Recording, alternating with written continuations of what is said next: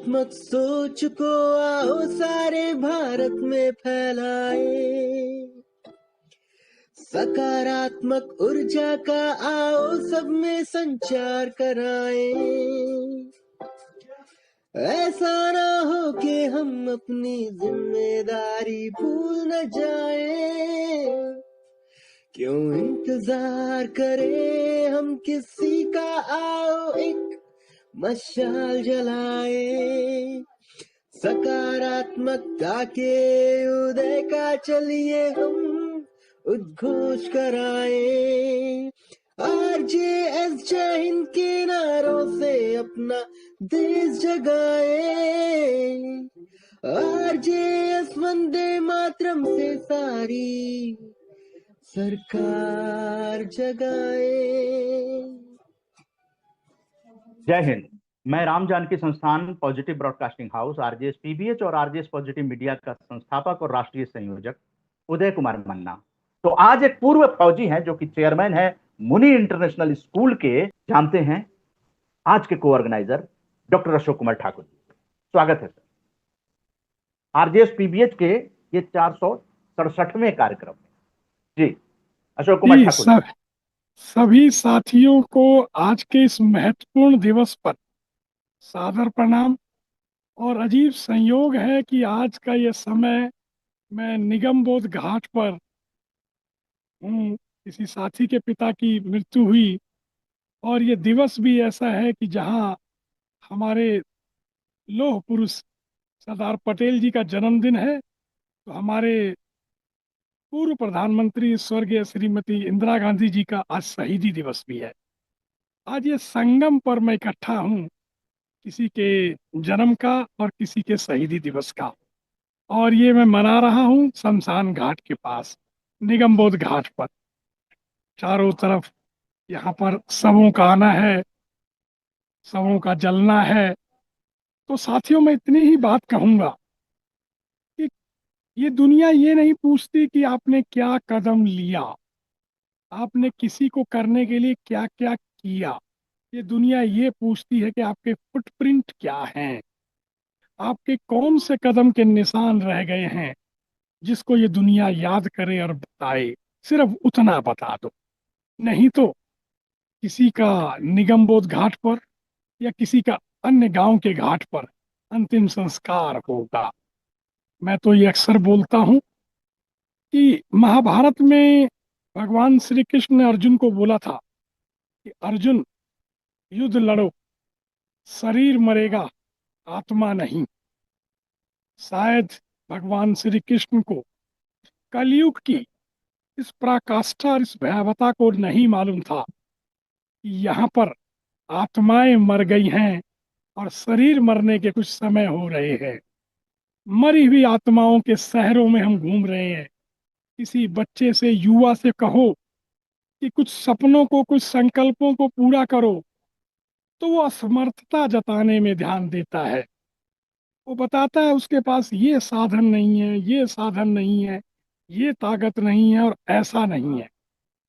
दोस्तों, ये वो जगह है निगमबोध घाट या शमशान घाट, जहाँ लोगों की ताकतें, जहाँ लोगों की पावरें, पद, रूप, गुण सब खत्म हो जाता है।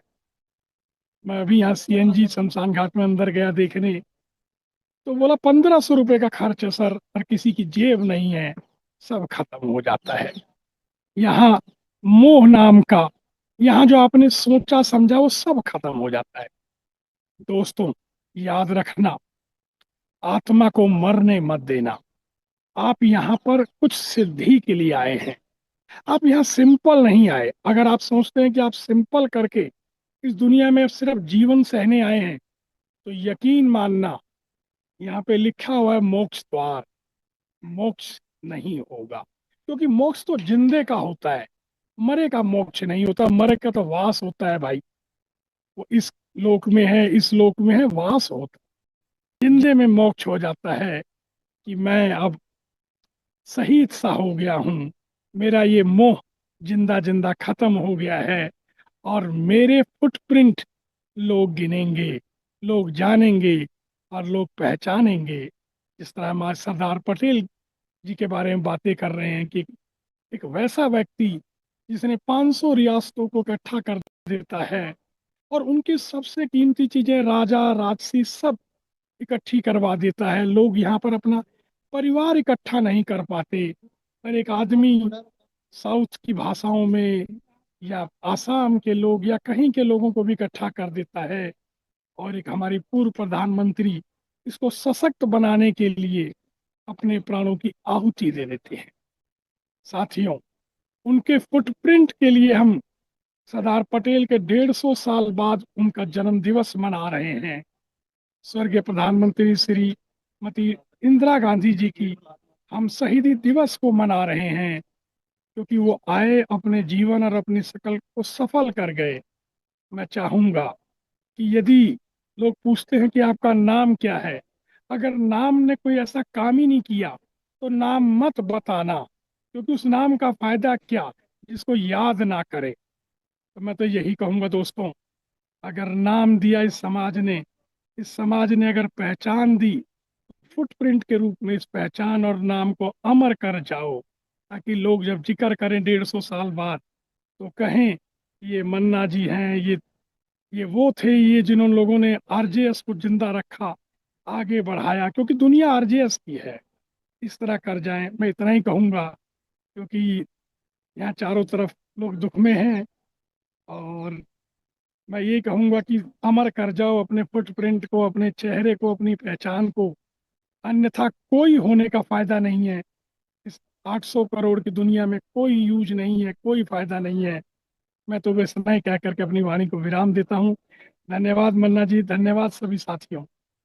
जी, आपका बहुत बहुत आभार है डॉक्टर अशोक कुमार ठाकुर जी। जो मुनि मॉडल है जिसकी बड़ी देश में चर्चा होती है और व्याख्यान के लिए आपको देश ही नहीं विदेश में बुलाया जाता है, तो थोड़ा सा हमारे चूंकि विद्यार्थी जुड़े हुए हैं, आप स्क्रीन पे देख रहे होंगे, हर्ष मालवीय हैं, एक और बच्चा था वो भी दिखाई दे रहा था, और महिलाएं भी हैं, और संध्या साहू जी हैं, वंदना जैन जी भी हैं, और दयाराम मालवीय जी तो हैं, और सरोलिया जी भी जुड़ गए हैं।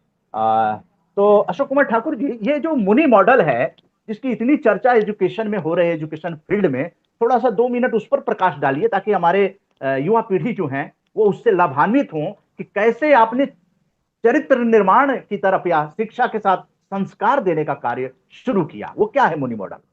देखिए मेरे सभी साथियों, एक बात को बड़े गौर करिए, ये जीवन का निर्माण आपको करना है।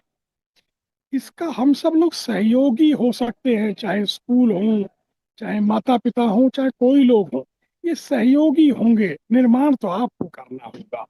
किसी को ये शरीर छोड़ करके, जीवन दे करके निर्माण नहीं होगा। तो मुनि मॉडल ने इसी काम पर जोर लगाया कि हम क्या करें, सेल्फ लर्निंग करें, सेल्फ अंडरस्टैंडिंग करें, सेल्फ इवोल्यूशन करें, और समाज में अपनी भागीदारी करें। क्योंकि हम क्या कर रहे हैं कि अपने जीवन को हम दूसरों के हवाले कर दे रहे हैं। लोग क्या कह रहे हैं, कॉपी बनो, आप सरदार भगत सिंह बनो, आप ये बनो, आप वो बनो। अरे भाई, मैं किसी की कॉपी बनने यहाँ नहीं आया, मैं तो अपनी पहचान के लिए आया हूँ। क्योंकि सरदार पटेल के जो लक्ष्य थे वो मेरे लक्ष्य नहीं हो सकते। मैं उतना लकी नहीं हो सकता कि सरदार भगत सिंह की तरह प्राणों की आहुति दे करके अपने जीवन को स्थापित कर सकूं।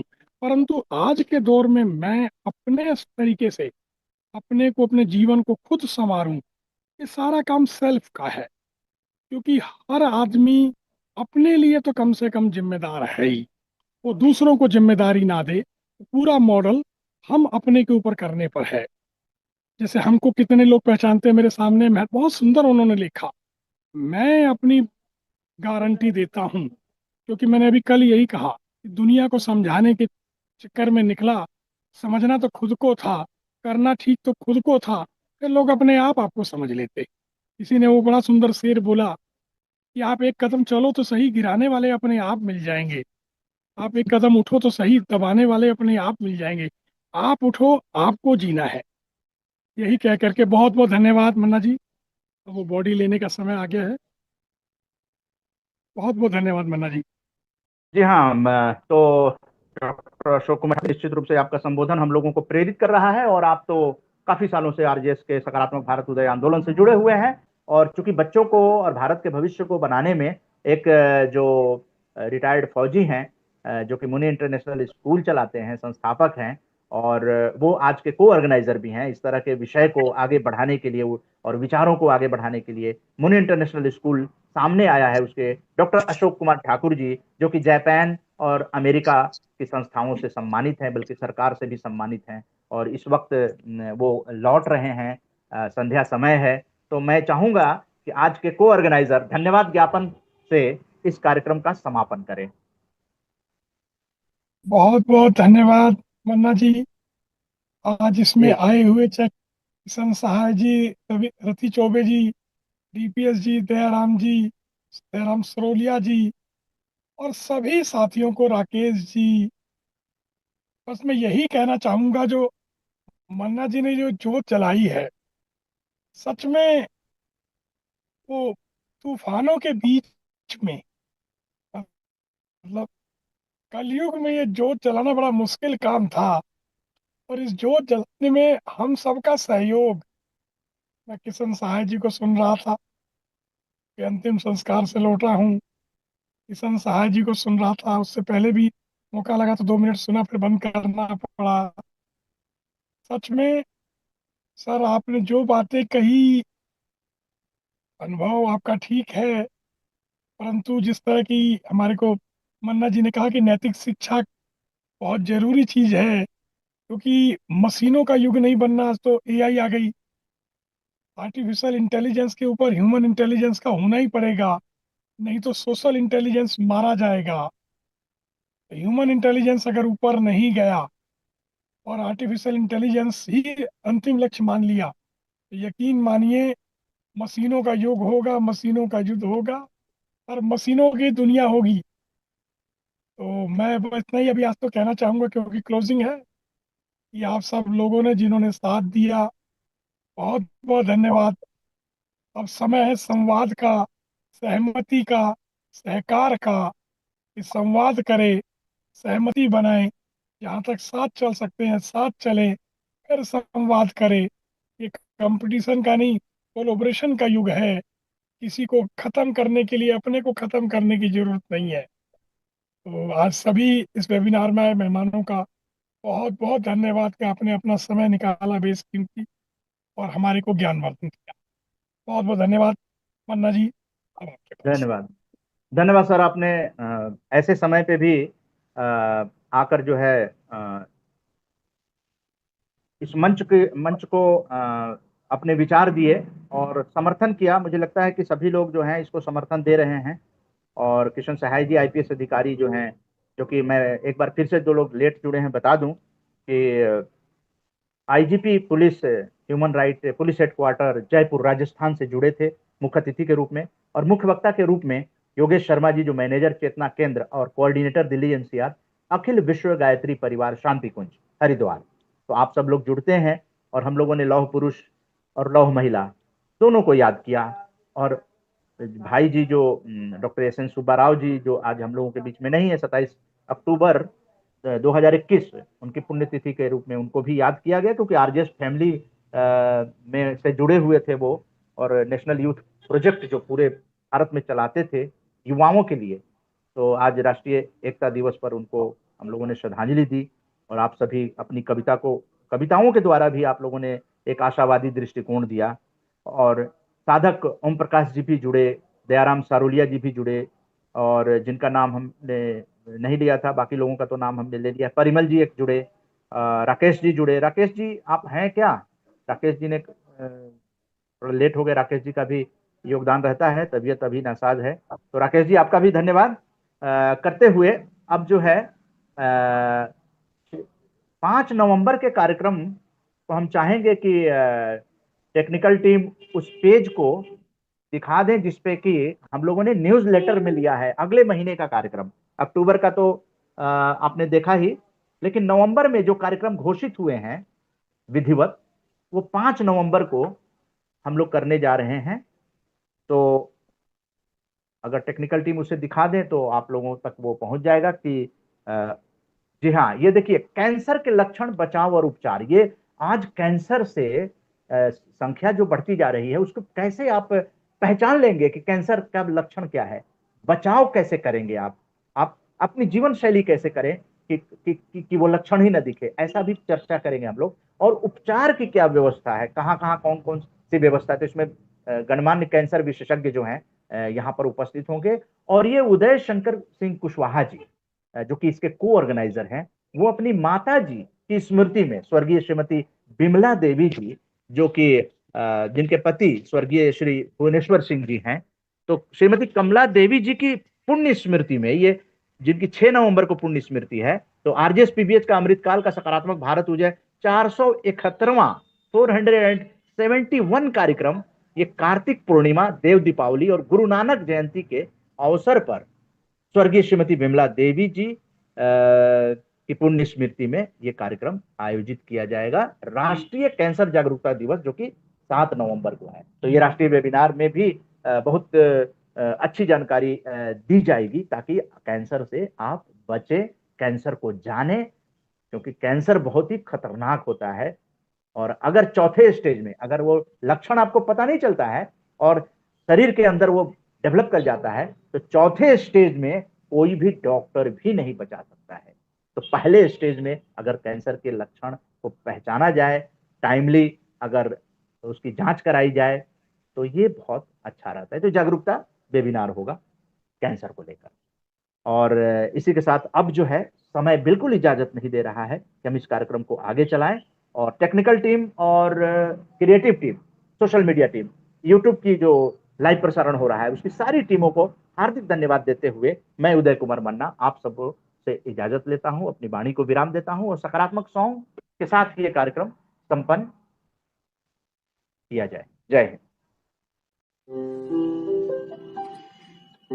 सकारात्मक सोच को आओ सारे भारत में फैलाए, सकारात्मक ऊर्जा का आओ सब में संचार कराएं। ऐसा ना हो कि हम अपनी जिम्मेदारी भूल न जाएं, क्यों इंतजार करें हम किसी का, आओ एक मशाल जलाए। सकारात्मकता के उदय का चलिए हम उद्घोष कराए। आरजेएस जय हिंद के नारों से अपना देश जगाए, आरजेएस वंदे मातरम से सारी सरकार जगाए।